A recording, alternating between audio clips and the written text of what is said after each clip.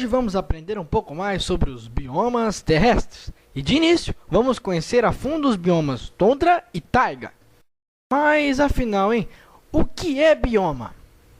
Ora, o bioma é um conjunto de diferentes ecossistemas, ou pode ser definido como comunidades biológicas, ou seja, as populações de organismos da fauna e da flora interagindo entre si e interagindo também com o ambiente físico. Temos então a partir daí uma base para compreendermos tundra e taiga. Mas afinal, você já ouviu alguma vez alguma dessas duas palavras, no mínimo, estranhas?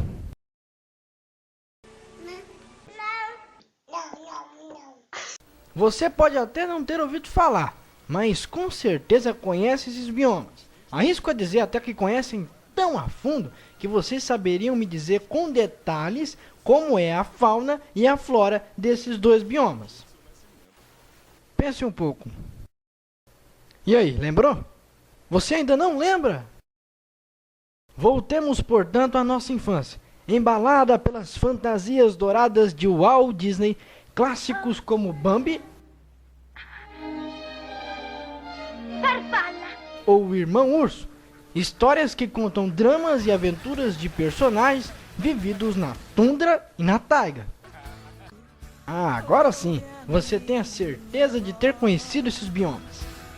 Bom, agora deixamos de lado a fantasia do mundo Disney e vamos mais a fundo na realidade desses biomas. Começamos, portanto, pela tundra. Bom, então vamos começar falando da vegetação.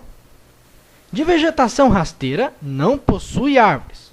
E possui com abundância musgos e líquens, ervas e arbustos baixos, devido às condições climáticas que as impedem de crescer. Isso por se dever ao fato de que estamos falando de um bioma situado na região sul dos gelos polares do Ártico. Esse bioma estende-se pela Escandinávia, pela Sibéria, o Alasca, Groenlândia e Canadá, situada bem próximo do Polo Norte. Agora vamos falar do clima. Bom, com tudo isso que a gente já disse, estamos falando de um lugar que recebe pouca luz e pouca chuva, apresentando um clima polar frio e seco. O solo permanece gelado e coberto de neve durante a maior parte do ano, apresentando verões muito curtos, com uma duração do dia muito longa e com uma temperatura média entre 8 e 4 graus Celsius. Falemos, portanto, da fauna. Já que falamos do curto verão, é nesse período que entra a participação da fauna, sendo que apenas nesse curto período, de temperaturas um pouco acima da normalidade, é que os animais utilizam esse bioma para viver. É uma espécie de migração que ocorre principalmente de aves e mamíferos, que com o nascimento de uma nova vegetação, traz à tundra animais como lebres árticas, caribus, renas e lemingues. Em contrapartida, existem animais que vivem permanentemente na tundra, independente de qualquer estação, e são eles o urso polar, bois almiscarados, esses apenas na região da América do Norte, lobos árticos e como também a raposa polar, que desenvolveram as suas próprias adaptações para resistir aos longos e frios meses de inverno, com o auxílio de um pelo espesso, camadas de gordura sob a pele e a hibernação. Resta-nos falar da flora.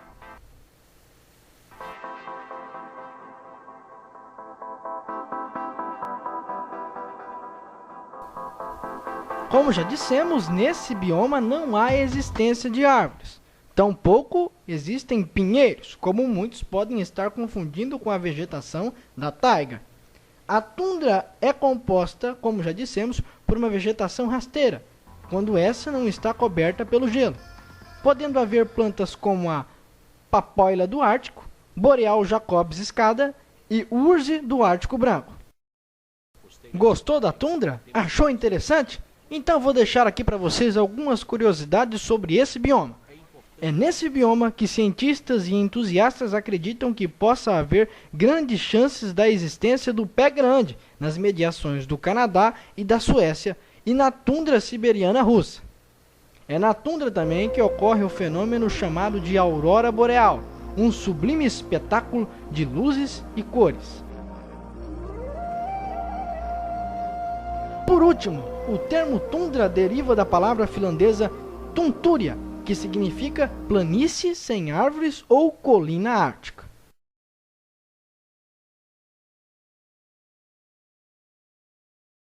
Bom, agora vamos falar sobre a taiga.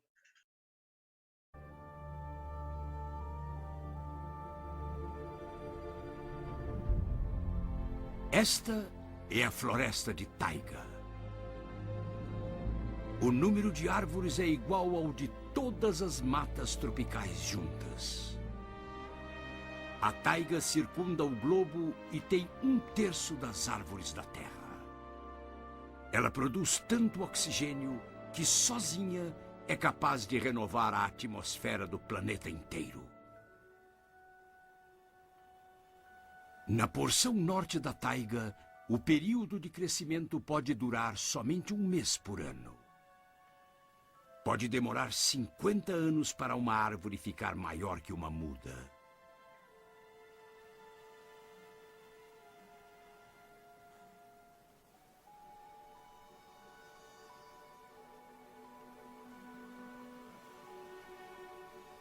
Este é um mundo silencioso, com raras perturbações.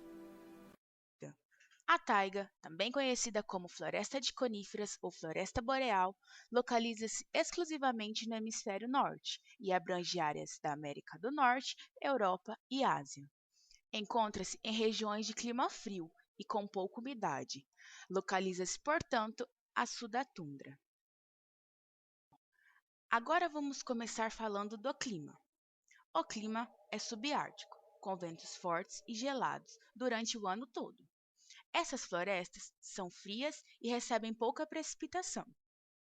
As estações do ano são 2: inverno e verão. O inverno é muito frio, longo e seco, caindo a precipitação sobre a forma de neve, e os dias são pequenos. O verão é muito curto e úmido, e os dias são longos. Agora vamos falar da vegetação. A vegetação é pouco diversificada, devido às baixas temperaturas registradas. A água do solo encontra-se congelada, sendo constituída sobretudo por coníferas, abetos, como o abeto do norte, e pinheiros, como o pinheiro silvestre, cujas folhas aciculares e cobertas por uma película cerosa as ajudam a conservar a umidade e o calor durante a estação fria. Falamos, portanto, da fauna. Os animais aqui existentes são alces, renas, veados, ursos, lobos, raposas, linces, arminhos, martas, esquilos, coelhos, lebres e aves diversificadas, como por exemplo, pica-paus e falcões.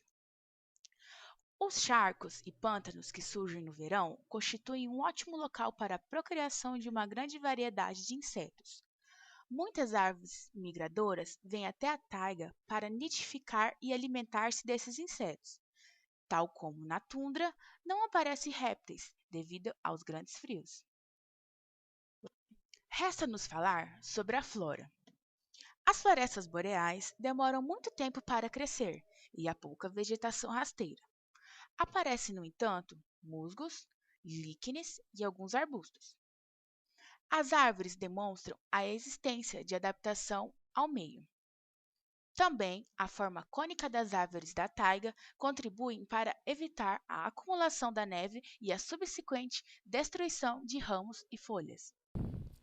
Do ponto de vista econômico, a taiga é importante, uma vez que é a principal fonte de madeira.